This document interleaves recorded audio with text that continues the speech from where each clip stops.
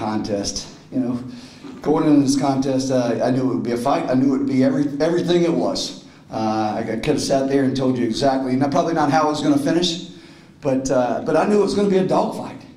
I mean, it just is. I mean, you know, we're a very young football team. When I say young, you know, in a lot of spots, a lot of true freshmen out there, a lot of redshirt freshmen out there playing. I can't say enough about the way our football team finished. To have an opportunity to go down there and take the lead and win that football game with that last second pass is really a testament of how they fought, how they never give up. I talked to our football team about trust and respect and what it takes to go out there and do that.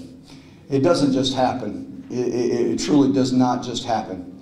It takes a group of men that believes in one another. It takes the 90-some-odd guys that are standing on the sideline believing in those just 11 that are out there trying to take that field and go down there and make that winning score. A lot of lessons were learned out there tonight. A lot of good play, a lot of bad play, some exceptional play. But all I know is we stand here 1-0. And that's a lot better than we were a year ago against a really good football team. Not just in the first half, second half, but also the first half. Yeah.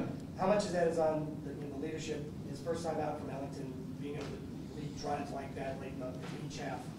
Well, you know, we'd like for him to start fast and finish strong and get that thing done throughout the course of the game. But, you know, and it's hard to really talk about whether it's exceptional play, but what a gutsy performance. When I say guts, I mean he laid it on the line. He did everything in his power. He willed himself to make plays. He willed that football team to move down there offensively and get that winning score.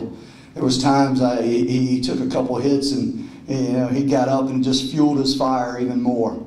It's really, really good to watch. Really good to watch and see him develop in that position. And there was a lot of mistakes by him as well. Coach. Yes, you in the blue shirt. Do I need somebody pointing y'all out? Because all y'all raising your hands. So, Allison, okay. When you guys got this turnover on downs late in the fourth quarter, did you feel like that was like the momentum boost that you needed to go ahead and get the game-winning score? Because they had the ball with 6:50 left. Well, to tell you the truth, when I looked at it, I said, hey, we're going to get this ball back. You know, we can hold them. And I knew they weren't going to kick the field goal. I knew they were going to go for it on fourth down. So if we held them in a manageable down distance there on fourth down, I was like, man, we're going to have 2 minutes left. 2 minutes is a lot of time. Now, we had 0 timeouts, so we had to be really, really smart. And it was just, I won't say it was a momentum swing, but it really boosted our guys. I mean, they took the field right there with a mindset to get it done. And ultimately, the game ended like it did. And with one heck of a catch by DeAndre Champagne going up and getting it. Coach, the play discipline defense, and they maintained it for 4 quarters. What do you have to say about practicing up to this point to be able to get them out and out of their last? Let me tell you what, when they went out there and they got them out in 4 and out in that last drive. Yeah, it's a very unconventional offense that you don't see very much. It takes a toll on you, both physically and mentally. I thought they held them in check for the most part. They didn't give up the really big play, give up a cheap fade route there for a touchdown, but with an outstanding plan, because I never felt like we were giving up the explosive play, something that they feed on offensively. And hats off to our Nate Fuqua and our defensive staff, our players. It's kind of like a no-name defense because, to tell you the truth, everybody has such a fitting part. I mean, you've got to take the dive, you've got to take the quarterback, then you've got to fill the alley with your safeties or your backside safety coming over. All those guys were in position. All those guys were really in position. I think there was a couple, I don't know, I can't really speak for it. I don't know what their longest run was. Let's see, 17 yards. 17 yards. So I'm pretty pleased with those guys. There was some growth. There was some belief. You know, I talked to him. I said, 2 greatest things that you're gonna ever have or ever say is family and team. You know, and when you look, so you can look at sidelines and you can see the eyes of a lot of individuals, and you can see heads drop. You can see frustration. To tell you the truth, I looked around there. I didn't see any of that. I didn't see any of that really on the sideline. I saw guys who were backing us. I saw a team that wants to grow together, and I think that's pretty evident. Coach, touchdown today. Usually he's, the most impactful player on that offense, but you guys took care of business as a committee offensively. A lot of young receivers got active. Is that going to be more so the game plan going this year as far as, getting them more involved? Well, I think so. I think our receiving core has broadened a bit.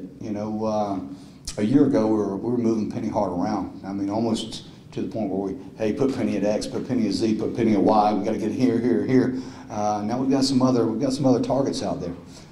So that's going to take a little bit of the pressure off Penny, but it's going to give us an opportunity to be more successful as a football team. Coach, what do you guys not getting just one but 2 stops against KSU inside the red zone? You go back to the plan defensively and believing in it. I mean, stay the course. Don't get frustrated. Keep your head up, knowing that the play could be the next one that breaks their back. And that's exactly what they did. Coach, they did a really good job tonight, as they always do, controlling the clock, running the ball. Were you surprised of each half, given the way they control the ball? I wouldn't say surprised, but when we went on that little run there in the first half, it's because we started going tempo against them. A lot of times we were not doing the tempo, and we probably should have played up tempo a little bit more. But as much as they were moving and giving us various fronts and the pressure packages, we probably should have went a little bit more tempo. But when we got in the tempo mode, it seemed to go. It really seemed to go. Hindsight's 20/20 always, but we'll go back, reevaluate it, and see what we could have done to create that more, maybe the entire game. I get it too.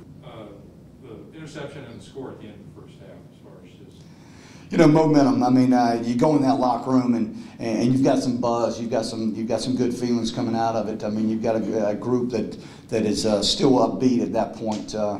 When they threw the interception, I was like, getting a little greedy, but I'll take it. I'll certainly take it. But it gave us a good fight.